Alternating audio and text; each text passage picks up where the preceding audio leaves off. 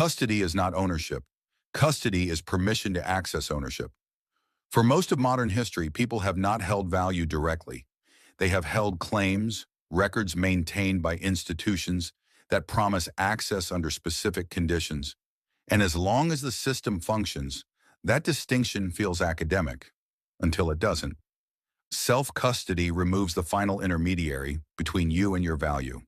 No approvals, no schedules, no exceptions. The flow responds directly to the holder. This is not ideology, it's architecture. Intermediaries were not created to steal. They were created to simplify. Managing value is complex: storage, security, accounting, recovery. These are real problems, and intermediaries solve them at scale. For a time, the trade-off made sense, but every intermediary introduces dependency, and dependency concentrates risk. When access is mediated, control becomes conditional, and when control is conditional, ownership becomes fragile. The most profound change self-custody introduces is not technical, it's psychological. When no one can reverse your transaction, you think differently. When no one can freeze your access, you plan differently. When no one can intervene for your protection, you assess risk honestly. Self-custody does not make you safer. It makes you aware. And awareness changes behavior more effectively than rules ever could. Responsibility feels dangerous because modern systems have trained people to outsource it. If something goes wrong, someone else should fix it. If access fails, someone else should explain it. If value disappears, someone else should be blamed. Self-custody removes that safety net, but it also removes silent failure modes, account freezes, delayed withdrawals, policy changes disguised as upgrades. Risk becomes explicit instead of hidden. Reversibility is comforting. It's also control. A system that can undo your actions can override your intent. A system that can protect you can restrict you. There is no neutral power of reversal. Self-custody accepts irreversibility as the price of autonomy. Water that can always be redirected never truly flows. Not everyone needs full control at all times. That is not the point. The point is choice. When self-custody exists as an option, intermediaries must compete. Custodial systems must earn trust instead of inheriting it. Fees must justify themselves. Restrictions must explain themselves. Optionality disciplines power. There is no system without risk. Centralized systems fail quietly until they don't. Self-custodied systems fail visibly and immediately. One hides fragility, the other exposes it. Neither eliminates danger. One simply removes the illusion that someone else is responsible for your survival. Ownership is not a checkbox. It is an ongoing relationship with value. Self-custody forces engagement. It demands attention. It requires learning. That is why it feels uncomfortable.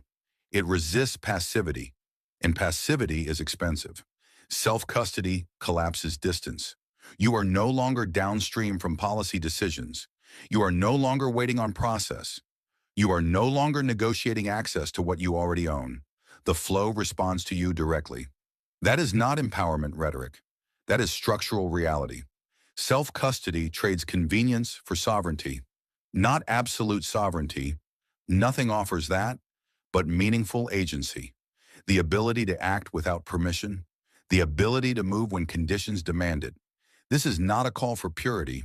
It is a call for awareness of where control resides. Because once you experience ownership without intermediaries, you understand something systems prefer you never notice. Control is not taken, it is delegated. And delegation, once made optional, is never permanent. Self-custody is not the end of the river. It is the point where the water remembers it can move on its own. Ideologies demand loyalty. Philosophies demand awareness. The difference is subtle, but everything depends on it. Ideology hardens. Water does not. Ideologies promise certainty. They draw lines, define enemies, offer identity in exchange for obedience. They tell people what to think instead of teaching them how to observe. This is why every ideology eventually fails. The world changes. Reality shifts. Conditions evolve. And ideology, unable to bend, fractures. Water survives because it refuses to become rigid. To move like water is not to reject structure.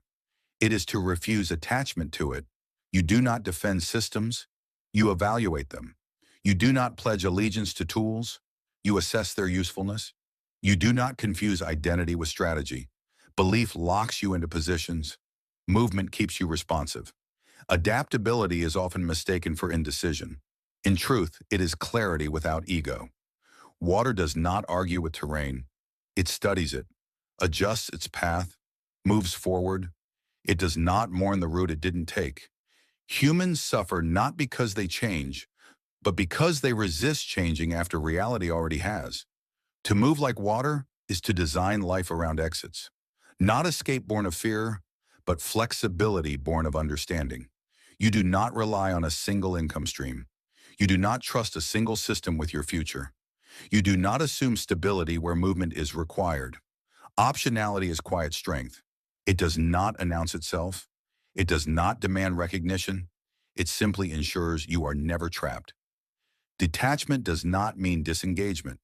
It means participation without captivity. You can work within systems without worshiping them.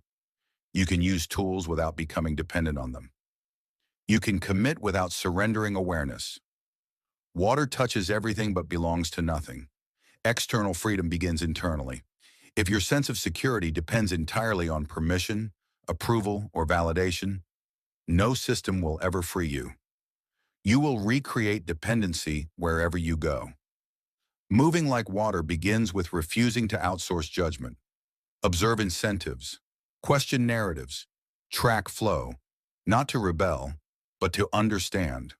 Water is calm because it is patient. It does not rush to prove itself. It does not fight battles it cannot win. It does not waste energy on resistance.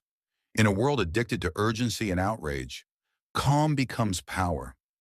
Those who move like water are not reactive. They respond deliberately. They wait when waiting matters. They move decisively when it doesn't. This is not a movement. Movements seek followers. Philosophies create individuals. This does not ask you to convert, align, or believe. It asks you to see, to notice where flow is restricted, to recognize when stability becomes stagnation, to choose access over accumulation, to value liquidity over illusion. No slogans, no banners, no enemies, just awareness. The most powerful people are not those who control systems, but those who can move when systems fail. They are not loud. They are not visible. They are not waiting for permission. They understand the world is not fixed. It is fluid. And so are they. Water does not resist reality. It conforms without surrendering momentum. It yields without losing direction. It adapts without losing essence. That is the law. Not written, not enforced, not debated, observed. Move like water. Not because it is revolutionary, but because it is inevitable. And in a world built on friction, flow is the only thing that endures.